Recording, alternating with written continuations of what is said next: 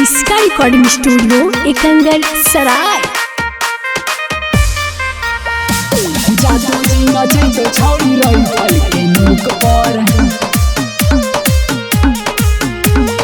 जादू जी नचे तो छौरी रही फल के नोक पर। प्रेजेंटेड बाय किसका फिल्म्स। पैसा से तौल देबो पटना के चौक पर। पटना के चौक पर गे पटना के चौक पर। जादू जी नचे तो छौरी रही फल के नोक पर। जादू जी नचे तो छौरी रही फल के नोक पर। पैसा से तौल दे तो कंगरसराय के चौक पर। कंगरसराय के चौक पर कंगरसराय के चौक पर। जादू जी नचे तो छौरी रही फल के नोक पर। जादू जी नचे तो छौरी रही फल के नोक पर।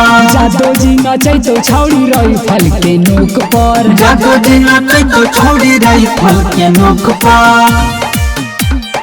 जादू जी नचे तो छौरी रही फल के नोक पर। जादू जी नचे तो छौरी रही फल के नोक पर।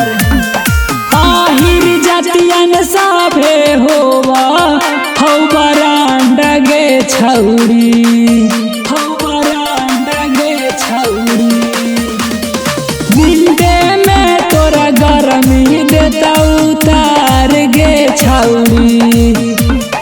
मिलेला बोले तो तोरा नीचलगंज के चौक पर। नीचलगंज के चौक पर नीचलगंज के चौक पर। जादू जी नचे तो छौरी रही फल के नोक पर। जादू जी नचे तो छौरी रही फल के नोक पर। जादू जी नचे तो छौरी रही फल के नोक पर। जादू जी नचे तो छौरी रही फल के नोक पर। जादू जी नचे तो छौरी रही फल के नोक पर। जादू जी नचे तो छौरी रही फल के नोक पर। इसका रिकॉर्डिंग स्टूडियो एकंगर सराय। अनिला बिहारी चुम्मा ले तो ओठ पर। ले तो ओठ पर ले तो ओठ पर।